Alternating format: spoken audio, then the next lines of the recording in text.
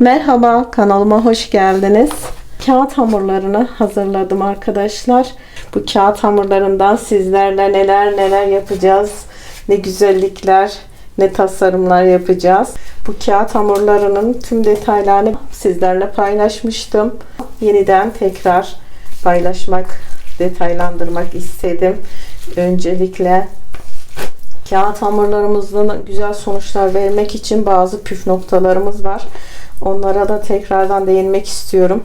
Şöyle bir yoğurt kabına ölçümüzü koydum arkadaşlar. Çok tamamen kuru değil. Bakın şöyle sıktığım zaman illaki şöyle bakın suyu çıkıyor. Tamamen kurursa da yoğururken sıkıntı olabiliyor. Onun için biraz sulu olsun. Zaten çimentomuzu karıştırırken de su ekliyorduk ama su miktarımızı kontrollü bir şekilde verebiliriz. Evet, böyle bir ölçümüze bakın. Şöyle bir yoğurt kabımız, 900 gramlık bir yoğurt kabımızı şu çizgisine kadar hafif basarak, çünkü ağırlık gram da vermek de istemedim.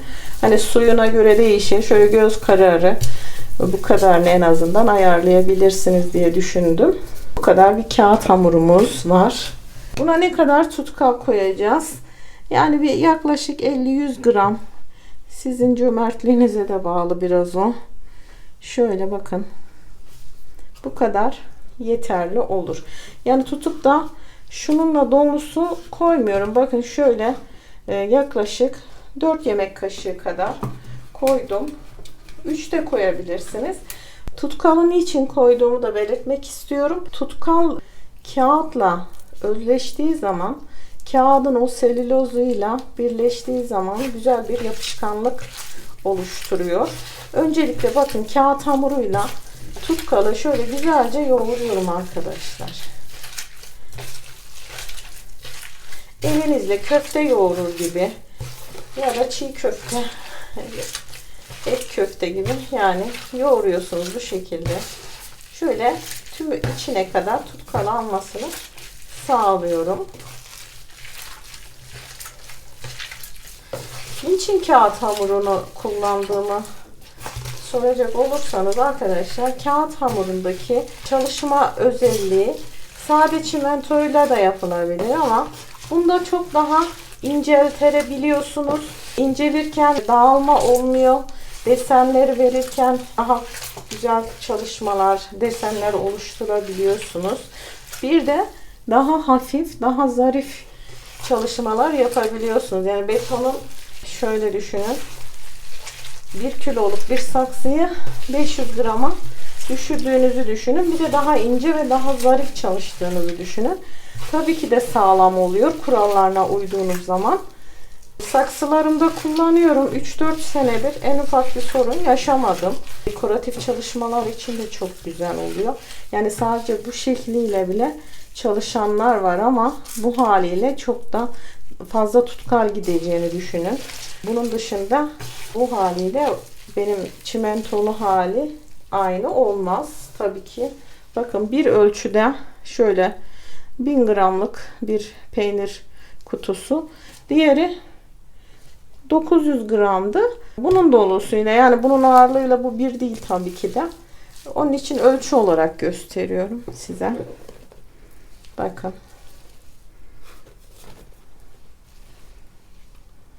Bir miktar.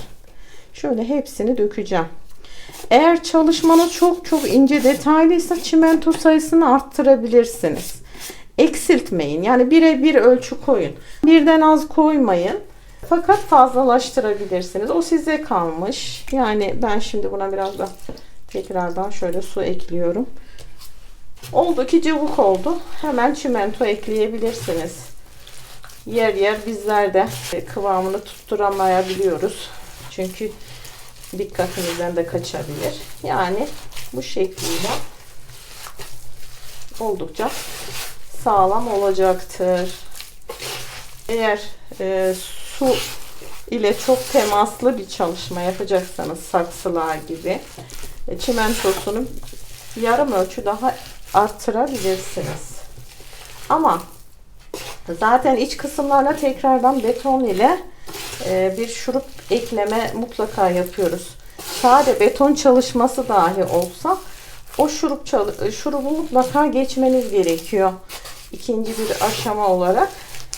Bunda zaten çalışmamız, saksımızın kalıbını, modellemesini, desenlerini, dokusunu vermek için bu ölçü yeterli oluyor. Bir de şu var, kağıt hamuru geç kuruyor arkadaşlar. O yanılgıya düşmeyin.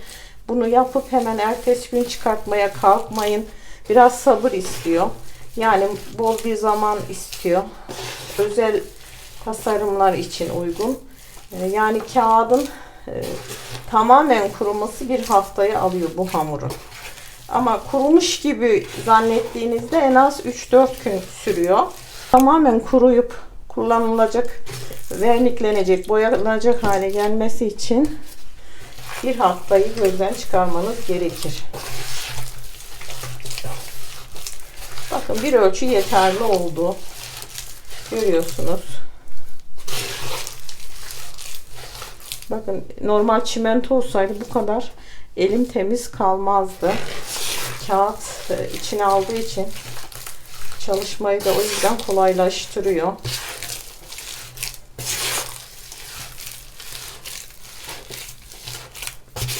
Biraz kenarlarını da yoğurduktan sonra kağıt hamurumuz kullanmaya hazır olmuş olacak arkadaşlar.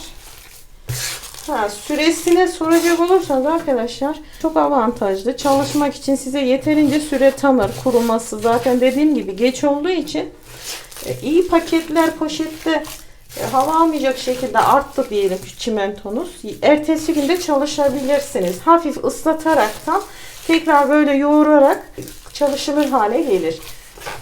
Çok da yani 8-10 saat rahat kullanım süresi var. Dediğim gibi havanın nemine göre de kuruma süresi değişiyor. Şu ara çok yağmur yağıyor. Ben hava güneşli, balkonda esintili diye gölge bir yere koymuştum. İnanın evin içerisindekiler kurudu. Balkondaki kurumadı. Neden? Havadaki nemden. Dışarıdaki nem çok etkili. Evde kalorifer olduğunu düşünün. Ya da evin ortamı dışarıdan nem olarak daha kuru. O yüzden çok kontrollü olarak sizler takip edeceksiniz kuruma süresini. Evet şu anda bakın çalışmaya hazır. Bakın köfte gibi elimde şeklini aldı. Görüyorsunuz. Size şöyle yuvarlandığını düşünün. İstediğiniz gibi şekil verebilirsiniz. Şöyle bakın bir papatya yaptığımı düşünün. Görüyor musunuz şekli? Bu çimentoda kaymalar olacağı için bir de çekerken çimento hemen kendini bırakmadığı için şekli bozulabiliyor. Ama bu şekilde bakın kalabiliyor. Ve daha ince de yapabiliyorsunuz. Bakın şöyle açtıkça açılıyor. Yani ince tabii ki çok kalına göre dayanıklı olmaz. Ama dediğim gibi çimentoyla dış iç kısmını tekrar sıvayacağımız için de oldukça sağlam olacak. Evet henüz bu daha önceden yapmış olduğum bir çalışma arkadaşlar. Bakın dışarıdaki desenlerini görüyorsunuz. Bunu incecik yaptıktan sonra iç kısmını da çimentoyla sıvadığınız zaman oldukça sağlam, kullanışlı bir dekoratif saksılar yapabilirsiniz. Evet bir başka çalışmam yine arkadaşlar. Bakın bunlar tamamen kurumadan buralara delme işlemi yaptım. Tornavidayla minik minik yuvarlayarak 4 gün sonra delme işlemi yapabilirsiniz ya da 3 gün sonra. Dikkatli bir şekilde bu taraflardan bir miktar çıkanlar oluyor. İç kısmını da dediğim gibi çimentolu şurup yaptığımız zaman bakın çok ince, hafif ve zarif çalışmalar elde edebiliyoruz. Çalışmamız böyle arkadaşlar. Kağıt hamurundan söylediğim gibi çok güzel tasarımlar, çok güzel çalışmalar yapabilirsiniz. Ben gerçekten büyük oranda bu hamuru kullanıyorum. Çok da memnunum. Çok da severek kullanıyorum. Size de tavsiye ediyorum. Ölçüsüne dikkat edin. Kıvamına dikkat edin. Su miktarına böyle ele yapışmayacak bir hamur geldiği zaman zaten çalışmanız olmuş demektir. Evet arkadaşlar kağıt hamurumuzla ilgili söyleyeceklerim bu kadar. Sizlerin sormak istedikleri varsa yorumlara belirtin. Fikirlerinizi, sorularınızı yorumlara bırakırsanız mutlaka geri dönüş yaparım. Beğenileri unutmayalım. Eğer abone değilseniz, bu tarz videoları da seviyorsanız, devamının gelmesi, bize de motive olması için abone olursanız da çok mutlu olurum. Yeni videolarda görüşmek üzere. Şimdilik sağlıkla kalın. Hoşça kalın.